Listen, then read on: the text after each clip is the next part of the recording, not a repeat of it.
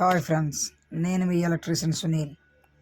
ఇప్పుడు మనం MCB board ఎలా బిగించాలి అనేది ఇప్పుడు తెలుసుకుందాం. అయితే ఇందులో ముందుగా ఈ ఎంసీబీ బోర్డు బిగించేటప్పుడు ఏంటంటే ఏ ఎంసీబీ ఎక్కడ వాడాలి ఏంటి అనేది ముందు మనకు తెలియాలి. ఎందుకంటే ప్రతి రూమ్ నుంచి కూడా మనం చాలా వీడియోలో మనం తెలుసుకున్నాం. ప్రతి రూమ్ నుంచి కూడా ఫేసింగ్ న్యూట్రల్ అనేది, అలాగే ఎర్త్ అనేది ఎంసీబీ బోర్డుకి అయితే మనం ఇప్పుడు కూడా లాగేసుకునే వాళ్ళం. ఇవ్వండి ఈ రకంగా. అయితే ఇప్పుడు ఏంటంటే ఏ ఎంసీబీ ఏ రూమ్కి వాడాలి అనేది ఇప్పుడు తెలుసుకుందాం ఫ్రెండ్స్.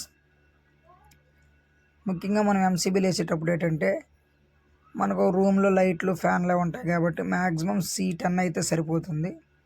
అలా కాకుండా ఏసీ పాయింట్ కానీ ఉన్నట్లయితే ఏసీకి C16 కానీ లేదా C20 కానీ సరిపోతుంది.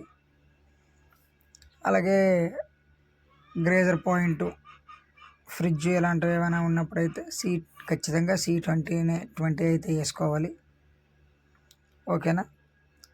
ఈ రకంగా మనమైతే ముందుగా మనం ప్లాన్ చేసుకొని రెడీ చేసుకొని ఉంచుకోవాలన్నమాట. అంటే మనం మెటీరియల్ తెచ్చుకునేటప్పుడే అన్నీ కూడా ఆ రకంగా తెచ్చుకోవాలి. ఇక మనం ప్రతి వీడియోలో చేసినట్టు ఈ వీడియోలో కూడా ఏంటంటే మనకి ఎంసీబీ బోర్డుకి వచ్చే ఫేసింగ్ న్యూట్రల్ అనేవి దాన్ని డివైడ్ చేసుకుని న్యూట్రల్ అన్నీ కామన్ చేసుకుంటున్నాం. అలాగే ఫేస్లన్నీ ఒక దగ్గర పెట్టుకుంటున్నాం, ఎర్త్ కామన్ చేస్తాం. తర్వాత ఏంటంటే ఇక్కడ మనం ఇదివరకు ఎప్పుడు కూడా ఇన్వర్టర్కి ఒక ఎంసీబీ అనేది వేయలేదు, కానీ ఇక్కడైతే ఇన్వర్టర్కి కూడా ఎంసీబీ వేస్తున్నాం అనమాట. ఒకసారి చూడండి మీరు. సో చూసారు కదా. అయితే ఏంటంటే మనం ప్రతి దగ్గర కూడా ఉండేటంటే ఐసోలేటర్ అయితే మనం ఖచ్చితంగా మనం అయితే వాడాలి.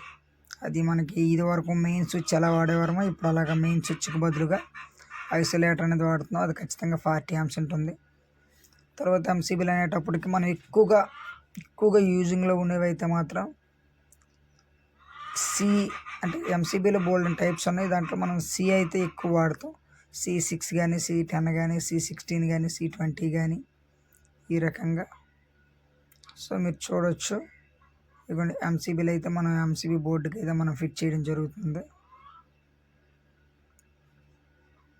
అయితే ఎక్కువ శాతం మనం ఎప్పుడైనా కానీ C10 అయితే మనకి హౌస్కి అయితే సరిపోతుంది. అలా కాదు అనేటప్పుడు ఏంటంటే మనం గ్రేజరు ఎంసీబీ అని వాడేటప్పుడు C20 వేసుకోవాలి, లేదా C16 మోటార్కి అయితే C16 వాడుకోవాలి. సో చూడండి, మీరు చూడొచ్చు అలా వీడియోలో. ఫైనల్గా మనం అయితే ఈ రకంగా మనం రెడీ చేసుకున్నాం. ఇప్పుడు ఏంటంటే ప్రతి రూమ్ నుంచి న్యూట్రల్ కామన్ చేసాం, ఎర్త్ కామన్ చేసాం. ఇన్వర్టర్ చూసారు కదా, ఇల్లో కలర్. ఇన్వర్టర్కి కూడా ఒక ఎంసీబీ అయితే మనం ఇవ్వడం జరిగింది. కాబట్టి అంటే ఇక్కడ మనం ఇన్వర్టర్ ఒకవేళ అక్కడ ఇన్వర్టర్ దగ్గర ఆఫ్ చేయకపోయినా ఎక్కడ ఎంసీబీ ఆఫ్ చేసుకున్నా ఇన్వర్టర్ మెయిన్స్ అయితే మాత్రం ఆగుతాయి అన్నమాట. ఆ రకంగా మనం అయితే ప్లాన్ చేసుకున్నాం. ఇదిగోండి పైన కూడా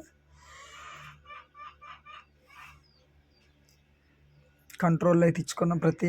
ప్రతి రూమ్ నుంచి వచ్చే ఫేస్ వైర్ అయితే కంట్రోల్లో అయితే ఇచ్చుకున్నాం. అలాగే కింద లూపింగ్ చేసేటప్పుడు ఏంటంటే మనకి ఆ కంపెనీ నుంచి వచ్చేటప్పుడు ఆ ప్యానల్ బోర్డులో ఆల్రెడీ ఒక ఎంసీబీకి పెట్టుకోవడానికి ఐరన్ ప్లేట్ అనేది ఉంటుందన్నమాట. ఈ రకంగా లూపింగ్ చేసుకోవడానికి ఈజీగా సునాయాసంగా మనం చేసుకోవచ్చు. అలా కాదు, మాకు అలా ఇబ్బంది అవుద్ది, లేకపోతే ఆ ప్లేట్ సరిగా లేదు అనుకునే వాళ్ళు ఏం చేస్తారంటే వైర్లు అయితే లూపింగ్ ఇచ్చుకుంటారు. ఎంసీబీ టు ఎంసీబీ అలాగా. అయితే మనం ఇదివరకు చాలా వీడియోలు అలాగ మనం కూడా చేసాం. అయితే ఈ వీడియోలో మీకు అవగాహన కల్పించడం కోసం మాత్రమే